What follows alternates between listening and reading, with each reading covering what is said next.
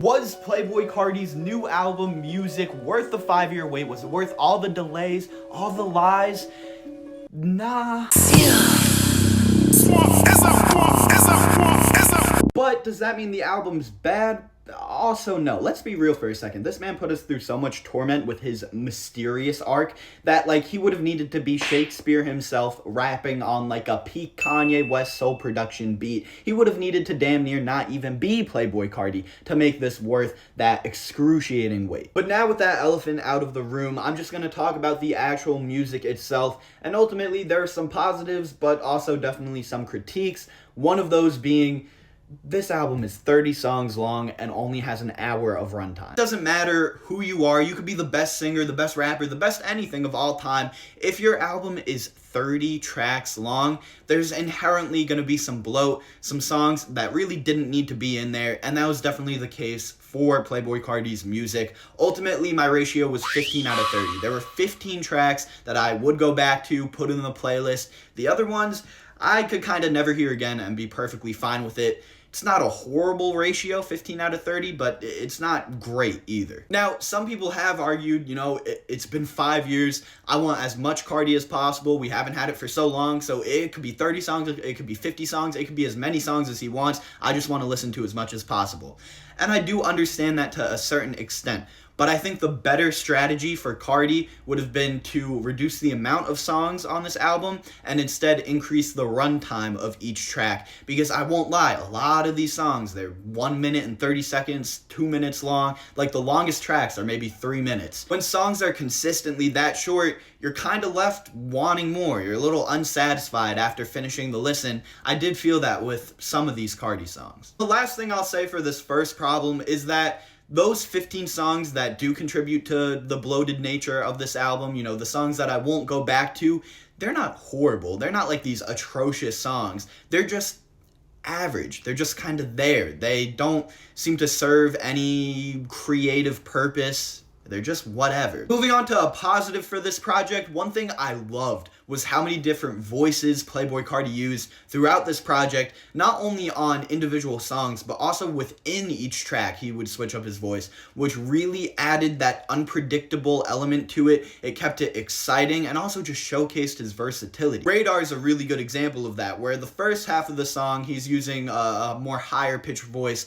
but then the second half he transfers over to that more deeper Carti voice. And you could really break down all these different voices into two categories. You got low-pitched Carti and high-pitched Carti, and then within those are a bunch of different variations. So for example, right, low-pitched Carti, you got the one voice where he sounds exactly like Future, but then you also have other deeper voices where they don't necessarily sound like Future, but it's more so like what we saw on, you know, Fiend with Travis Scott, or Carnival, the Kanye song. And then on the other side, the high-pitched voices, of course you have that iconic, you know, Baby, Playboi Carti voice, but then you also have like what we saw on Timeless, or on this album, Rather Die, where it's still high-pitched, but not as high-pitched. And then obviously you have a bunch of stuff in between those two, just really a multitude of different sounds that Carti has in his bag. I will say the one caveat of this overall positive is like I'm a little split on the Future voice. On the one hand, it's like it sounds good, so sure, keep doing it. Why not? If you pitch down your voice and you sound like Future, it's all right. But on the other hand, it's like, why are you doing this? We already have Future. We don't need you to sound like Future, because I'll just listen to a Future album. So I don't know. Like, it sounds good, but what's the point if Future exists? I don't know. Another positive for this album, I really like the production. I mean, I feel like that's pretty standard and expected. Like, if the production isn't good on a Playboi Carti album, why are you even there? It's not like he's spitting some crazy lyricism. But, I mean, man, there were some highlights. Radar, Metro Boomin production, so triumphant with those horns, and then you had that other like kind of spacey sound effect coming in. That was really cool. On Charge Them Hoes a Fee, you had that rage synth come in like about halfway through the song. That was a nice touch, really added to the overall hypeness of that track. But there were some nice samples on here on tracks like Fine Shit, Backdoor, and overall I liked the versatility of this production. You had those more aggressive rage rap songs, but then you also had some, you know, a bit looser, a bit more laid back tracks, like a Fine Shit or like a Rather Die. Rather Die, by the way, oh my gosh, highlight track, made me literally feel like I'm floating. Now we're gonna get back to another negative for this project, and it was a surprising one, because when you think of Playboi Carti album, you think of amazing ad-libs.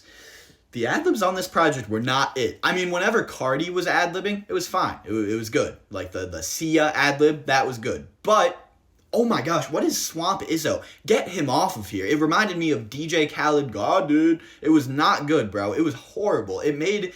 Oh, and the gunshot. The gunshot was so annoying, too. I could rant on and on because this actually pissed me off. Because here I'd be listening to a nice, good track, and then we got Swamp Izzo. I'd like, no. I don't need some random man yelling or some random gunshots all over a song. It was way too much. Very annoying. It damn near like ruined some sections of songs. Like Opium Baby or OPM Baby, whatever, however you say it, that's a perfect example of just spamming ad-libs to the point where that was a fine song that became damn near unlistenable.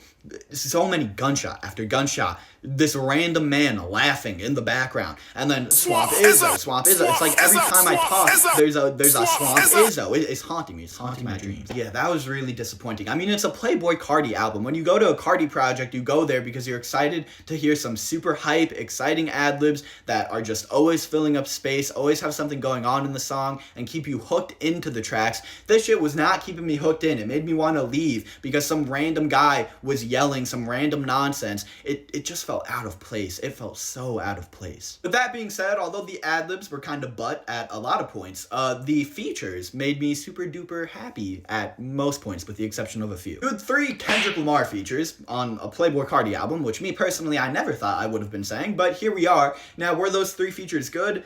Mixed bag. Mojo Jojo, that song doesn't need to exist. Straight up, why do I ever need to hear Kendrick Lamar doing Carti's ad-libs for him? I want Carti to do his ad-libs. That's one of the things he does best.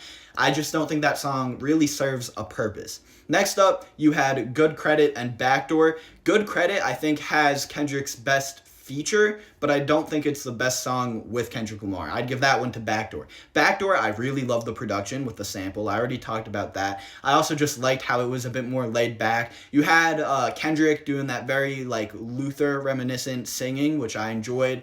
Now, Good Credit, I think, had a phenomenal feature from Kendrick. He was very energetic, had great mic presence, but Carti's portion I thought was kind of just standard Carti. It was just average. And surprisingly, going back to Backdoor, I thought there was some really solid chemistry between Playboi Carti and Kendrick Lamar. You had Carti doing that baby voice, Kendrick doing that subdued singing voice. It really worked, in my opinion. Nothing felt out of place. We also had a couple features from Future. I thought overall they were good. My favorite one was on Charge Them Hoes a Fee. I really loved his hook on that track. It was very catchy. You had a couple of Uzi features too. His first one I thought was kind of just whatever. He talked about Pink Tape. The second one, though, felt very reminiscent of like a earlier, more nostalgic 2016 Uzi, which I thought was cool. But once again, the song was like 1:30 seconds and didn't have Playboi Carti in it, if I'm remembering correctly. So that was a little disappointing. I wish it was longer. Young Thug had a feature on like this kind of pop rap beat. I thought that was a really catchy overall song. He had a great feature. Ty Dolla $ign also featured on here. It was a bit more forgettable, but it wasn't bad. It was just kind of there. But Young Thug, he slid on this song. Some great flows. And then Travis Scott had a couple features too, one of those being on Crush, which, man, was such a disappointing song that had so much potential.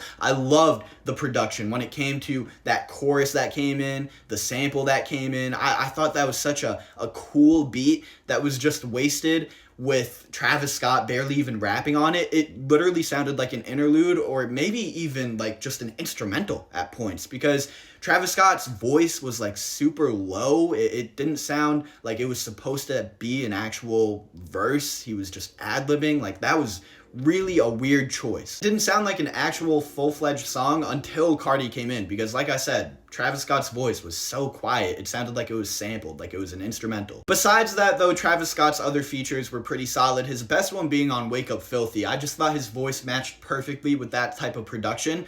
Also, now that I'm thinking about it, I forgot to mention this song for my production section. Wake Up Filthy might have been the best produced song. Oh my, one of the hardest beats I've heard in such a long time. That was ridiculous. So, overall thoughts, it's tough because there were a lot of songs on here that weren't replayable, for me at least, but the ones that were, I think are going to be really replayable. I really do think I'll go back to songs like Fine Shit or Rather Lie or Wake Up Filthy a lot.